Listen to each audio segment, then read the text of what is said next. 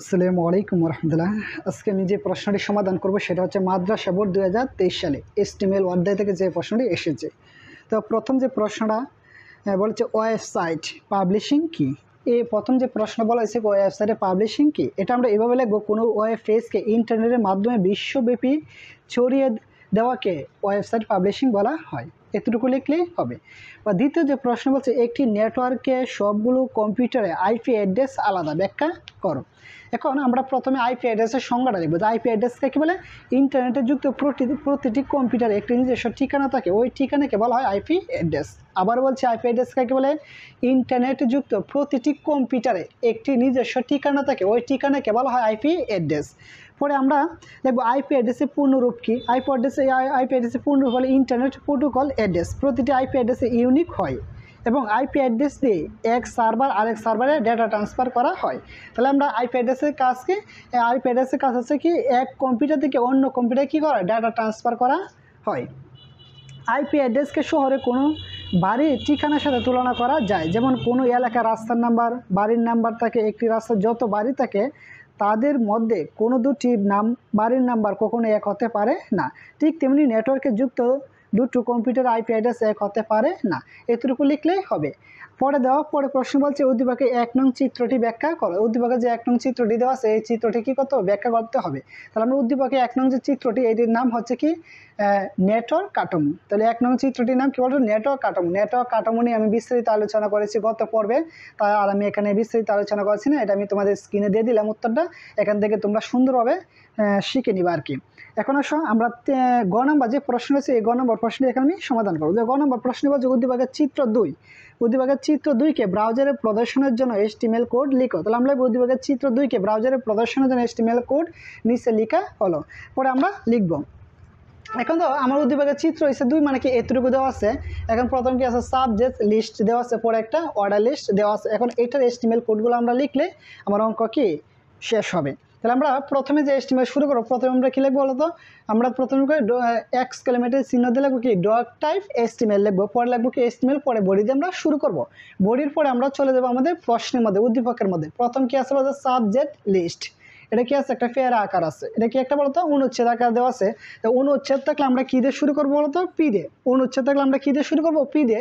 আবার তো এই যে বক্সটা আছে, বক্সটা মাঝখানে কি সাবজেক্ট লিস্ট লেখাটা আছে না, মাঝখানে নেওয়ার জন্য আমরা কি লিখবো? Align, ALIGN, align equal centre, CENTER,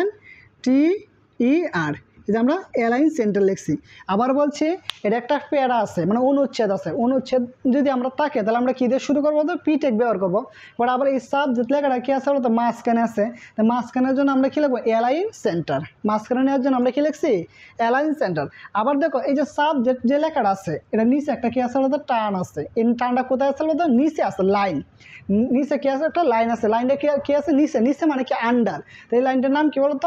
underline. আন্ডারলাইনের tag হচ্ছে ইউ। আন্ডারলাইনের ট্যাগটা কি বলতো? ইউ। এই যে আমরা ইউ ট্যাগ ব্যবহার করছি।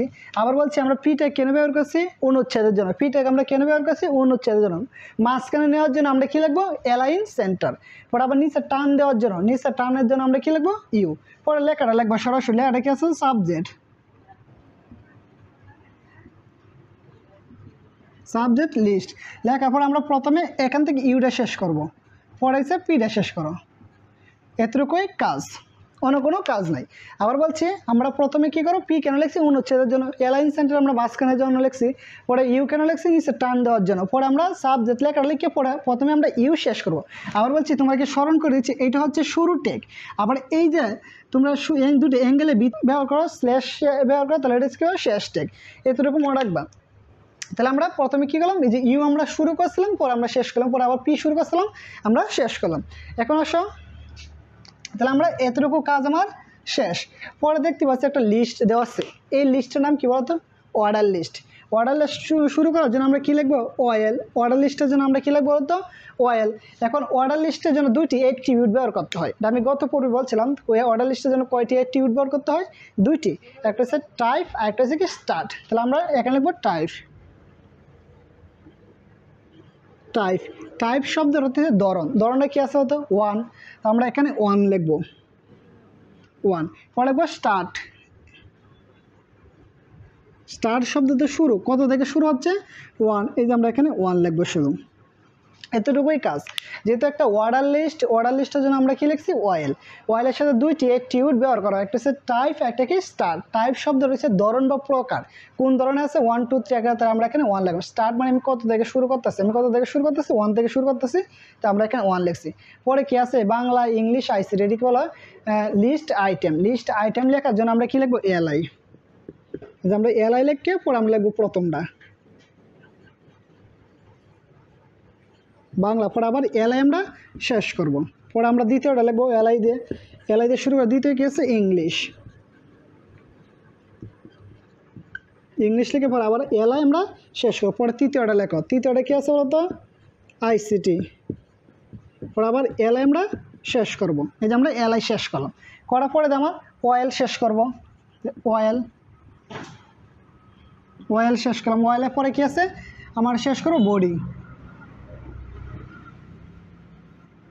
যেমন বডি শেষ করলাম, বডি পরে শেষ করবো HTML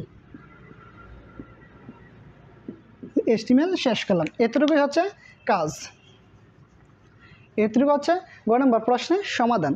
আশা করি এই প্রশ্নটি সুন্দরভাবে তোমরা বুঝতে পেরেছো। আর যদি এই প্রশ্নে বুঝতে কারো কোনো সমস্যা হয় অবশ্যই আমার কমেন্ট বক্সে তোমরা কমেন্ট করবা, আমি চেষ্টা করবো তোমাদের কমেন্টের উত্তর দেওয়ার জন্য। আর আমাদের একটা ফেসবুক পেজ আছে রিপন টিচিং ভিডিও, এবং ইউটিউব চ্যানেলের নাম হচ্ছে রিপন টিচিং ভিডিও। এখানে তোমরা কি সাবস্ক্রাইব করো, অথবা ফেসবুক থেকে দেখলে তোমার ফেসবুকটি ফলো করবা। তোমাদের যত সমস্যা আছে সকল সমস্যা শেয়ার করার জন্য তোমাদের জন্য একটা গ্রুপ খোলা হয়েছে। গ্রুপের নাম হচ্ছে Ripon teaching home and computer training centre. এখানে তোমাদের সমস্যাগুলো প্রতিদিনই তোমরা পোস্ট করবা, তাহলে আমরা তোমাদের পোস্টের কি সমাধানগুলো আমরা কমেন্ট বক্সে দিয়ে দিব। আর এতক্ষণ আমাদের সঙ্গে থাকার জন্য সকলকে অসংখ্য ধন্যবাদ।